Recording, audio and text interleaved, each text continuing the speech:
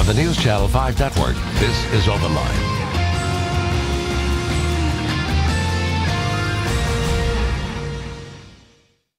Hello everyone, welcome to OpenLine. Good show tonight. We are going to be talking about the future of Nashville. How is Nashville going to deal with some of its biggest problems and face some of its biggest issues? We have a new office in Nashville, the Office of Resilience. And that's what we want to talk about tonight. What exactly is that? What is it going to do? We can really delve into this. Happy to have with us Erik Cole, who is the new Chief Resilience Officer. Erik, thank you for being with us. Glad to. And Ann Havard, who is also with the Office of Resilience, the deputy there, right? Thank you for being here. Thank you. So people hear this and they wonder, what does it mean? So the Chief Resilience Officer, I'm sure you're asked that. How do you define it? Sure. What are we talking about here? So this concept of resilience is really, how does an international city be prepared to withstand all kinds of shocks and stresses and really be ready to bounce back from natural challenges, human-created challenges, etc. And those those can be long-ranging issues like affordable housing, which is obviously a big issue in Nashville right now, or infrastructure issues like transportation, our transit system, those sorts of problems. And it can be more acute issues like a tornado event or the flood that we experienced in 2010. And really it's just creating a government and a community response system that's ready to deal with those challenges. And so I want to get into what you think we can do and what we need to do better.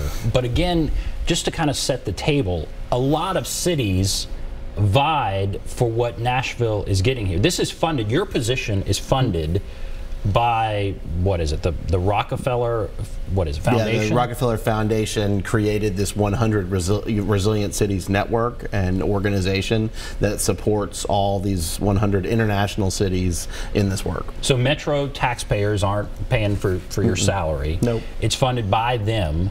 And lots of cities wanted this, right? That's right. I mean, talk a little bit about how many vied for this. So over 1,000 applied over the length of the grant. We're in the third wave of cities that were approved, the last wave.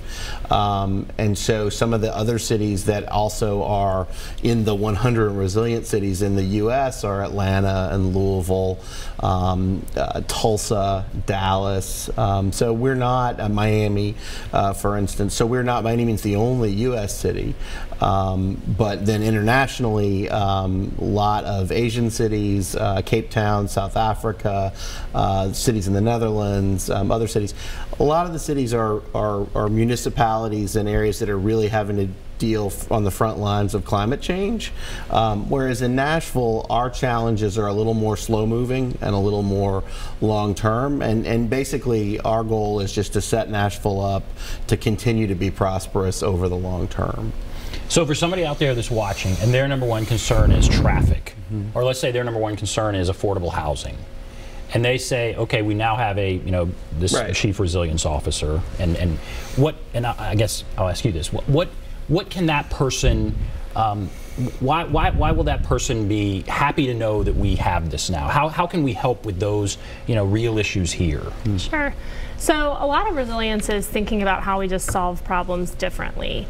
If we think about transportation, it's great to think about how we address all of our traffic issues and transportation in just that silo. But when we can think about connecting transportation issues to workforce issues and economic opportunity, where if we're thinking about building light rail, how can we use workforce that is local? How can we empower some of our residents to get access to some of those jobs that come as we build that infrastructure? That's one example of how we'll be not only solving an issue more effectively and coordinating across parts of the community, but also solving multiple problems at once.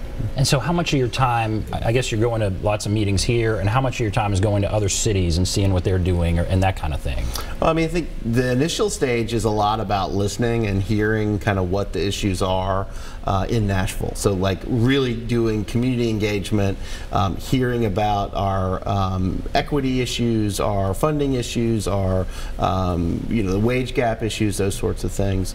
But we are able to learn from this international network and bring bring back lessons learned from other places. And we've already realized that there are some, there's some challenges in Colombia, for instance, Medellin, Colombia, where homelessness is a challenge. Well, we have some experience and history in that work here in Nashville. How can we compare those notes and try to make sure that we're not repeating their mistakes, or they can learn from things we've done in Metro in a positive manner? So a lot of interaction. I mean, when I looked at, assessing Nashville's resilience, this was a document that was put together. Yep. Summary of weaknesses. I'll just go right there. The discussion there was around the inability of low-income communities to access economic opportunity and mobility. We hear that on this show a lot. That speaks to a lot of different issues. There's affordable housing in there. There's low-income issues leading to all kinds of things. How do we begin to deal with that? So here's a weakness here. How do we begin to deal with that? So one of the things that's kind of interesting is if you do this same exercise when they do it in like Miami Beach. I mean, you've got a pretty clear issue coming in Miami Beach around rising sea levels, right? And that's going to impact everybody. Well, if you look at our experience, really acute shock in the flood of 2010, it didn't discriminate between economically who it impacted. I mean, you had folks in Bellevue, you had folks in East Nashville, you had folks on Hamilton Creek, across the spectrum. The lower income folks were the ones that had a harder time bouncing back. And so that's the essence of resilience, is let's get to the place where any income level is able to kind of rebound from a circumstance like that. So with this, I mean, a lot of the initiatives that this mayor and that we've prioritized as a city around local hire, or around hiring young people, the Opportunity Now program that's operating right now with 10,000 young people engaged, or affordable housing steps, we've started taking steps to try to address these issues. But like Ann said, this is a way to kind of make that happen in all the projects that we're undertaking, so that maybe we do have a public infrastructure project that lets us clean up the environment, but also hire people locally. Maybe we can put together, kind of cross-sectoral approaches to really get at the issue of people, moving into careers, moving into a long-range economic situation that works better for them. And so you're the chief resilience. How big is the office? It's pretty small. It's really the two of us. We have a colleague who works on economic inclusion and financial empowerment, who I think you've had on the show, John Murphy. But then we're going to be really relying on other Metro departments, again, trying to reach across these silos and engage our other Metro departments that do great work already, but also the business community and the universities. I mean, we really need, that's part of this model around having a resilient strategy, is to really leverage all these things that Nashville has in our toolbox, and clearly business, government, and academia is a big part of that. So there were thousands of cities that vied for this. Why did they pick Nashville, do you think? Why did we get this position? And you can both answer this. Yeah, I'd love to hear. Let's see what answer. Yeah, what do you think? Why us? I think it's both recognizing a lot of the ways in which Nashville has already been resilient, where we can serve to teach some of the other cities in the network about what it means to be a resilient city. When you look at Nashville and think about how we were able to bounce back from the flood and the recession and be the thriving community that we are, it's really impressive.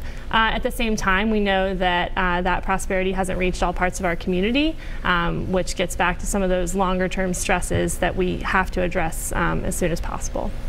Okay. Yeah, the flood keeps coming up, so that's a recurring thing. We certainly handled that as well as you could handle a disaster. There's no doubt, and so other cities can learn there. Yeah. How much economic divide is there here? I mean, on this show we'll hear people calling in, there's frustration, but we're hearing that across the whole country. But there's certainly frustration, and we do have that, and it would be good if there's some things that we can tangibly do to address some of those things. Yeah, I mean, I think that you have to dig a little deeper than just the baseline economic numbers. I mean, we're between 2% and 3% unemployment across the city, which is phenomenal. But that second piece is wages have also stagnated over the last 20, 30 years, and so both the middle class and lower income folks aren't doing as well, or having to work much harder just to kind of make ends meet. And you're right, that's a national and international challenge.